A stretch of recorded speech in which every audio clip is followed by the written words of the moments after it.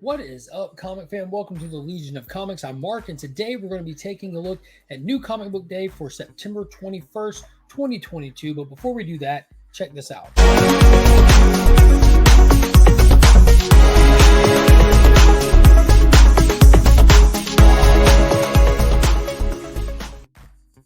Be sure to hit up Justin Comic on Instagram if you need anything cleaned or pressed. He can take care of you. Use that promo code WeAreLegion and take advantage of the special offer. The link to get straight to Justin is in the description of all my videos, so don't miss out. Also, if you're looking for any cool swag or some merch, check out legionofcomics.shop.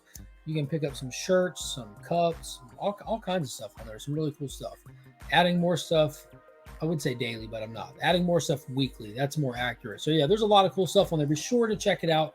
Legionofcomics.shop. So today we're going to be looking ahead at September 21st, New Comic Book Day. It'll really start on September 20th if you're in a place where DC drops on Tuesday like I am. I know not everywhere does that, and a lot of my list is DC, as my list is specifically what I'll be reading, what I'll be picking up, what I'm looking forward to. And as always, leave a comment down below and let me know what you're looking forward to, especially if it's not on my list. I would love to talk about it, and join every Sunday night at 9 p.m. Eastern live when we spoil all these books, talk about them, and everything else comic related from the week for at week's end. So first up on the list for this week is Flash issue number 786. This is, I believe, the final Dark Crisis tie-in for the Flash title. We know that Wally has now successfully got Barry Allen back, and he's got Wallace back, so he's returning back to his family. It's kind of, I guess, a reunion issue, almost like an epilogue, and kind of just slowing things down a bit after the little crossover issues where he was hopping around. And I'm sure it's going to speed right back up, as he's going to be directly affected with the events of Dark Crisis. So maybe we'll be seeing him move into the proper title, the Dark Crisis on Infinite Earths proper. But needless to say, Jeremy Adams has done a stellar job with this series since he picked it up, and he did a bang-up job with these tie-in issues. Next up, another one that I'm big excited for. Mark Waid and Dan Mora have been crushing it. World's Finest might be one of the best monthly titles that drops, no matter what you might be picking up.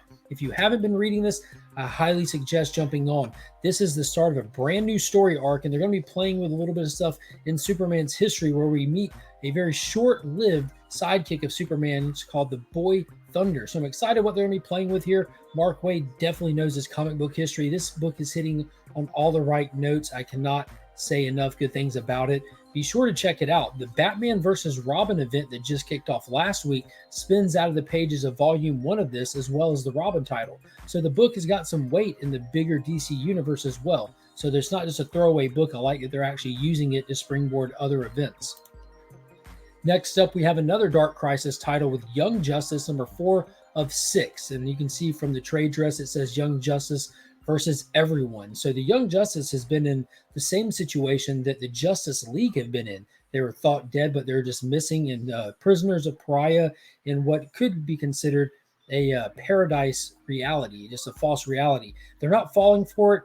The gig's up. So now this mysterious villain of theirs that is disguised as Wonder Girl is throwing the entire Justice League from their era in the 90s at them to face off. So it should be a knockdown, drag out, fun fight this issue. And we got 2 more issues after this, so I'm not expecting too many big revelations, but some more hints at the mystery that they're stuck in.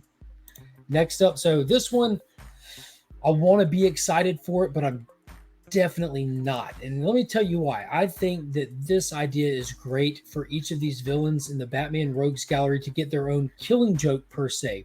Riddler One Bad Day was one of the best single issues of a comic book I've read all year long, up there with Superman Space Age. So what's different with this is the creative team. So each one of these one-shots, it's a series of one-shots that focuses on a specific rogue of Batman, this one being Two-Face. It does not have the same creative team.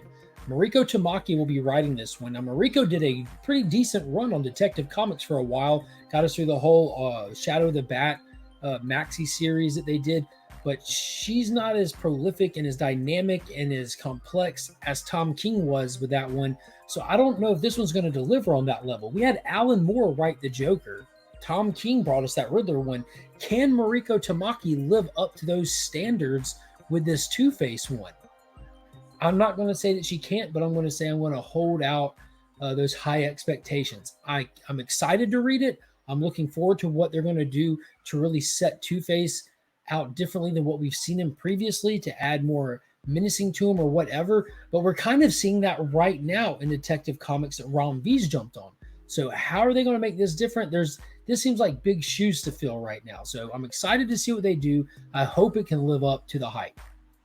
Next up, here we go. We are back with the final miniseries, the conclusion to the Deceased saga, War of the Undead Gods. Apocalypse is in play, so we have Darkseid, we have New Genesis with the new gods. It's all coming to a head right here in this series. I cannot wait. That first issue has got me pumped.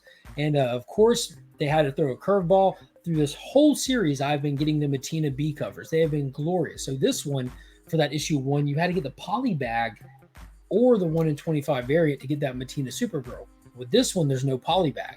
And the Matina is none other than the main man himself, Lobo, and it's the 1 in 25 ratio. So I do have this one secured, and I believe that Matina has one more issue, and then we're switching over and not getting any Matina, but stay tuned, because something that might be even better and definitely on brand is coming next. But I cannot wait for this series, this epic conclusion. It couldn't have gone in a better direction than to get into Kirby's Fourth World. Let's go. Next up, another one that I'm really excited for. I believe it's Christopher Priest that's writing this. This has been a solid book. Heavy content.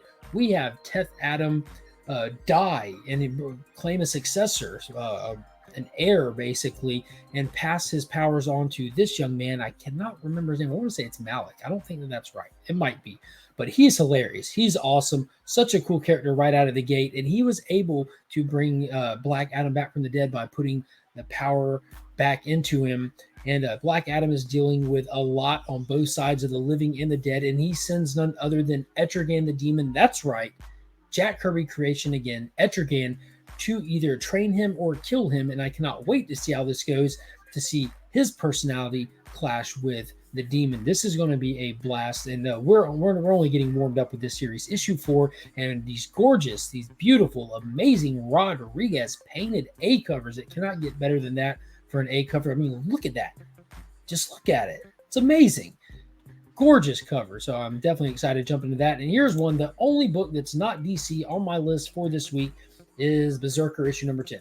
So I feel like this book has been gone for a while. I don't know what's going on with it or where it's been, but the story's done got weird. I think I'm gonna have to go back and read a couple of the issues back to back, because it went from being like really small and self-contained to him hopping through space and some kind of metaphysical weird stuff, to him having some kind of like nuclear explosion power. Now that his powers cat's out of the bag, are going to be exploring that. I don't know. I have no clue what they're doing. All I know is they're making this into a show, and hopefully after I read it and watch the show, it'll make a little bit more sense. It's gotten really weird. Matt Kent and Keanu have gone off the reservation, but I'm definitely in for the full ride. I believe it's only 12 issues.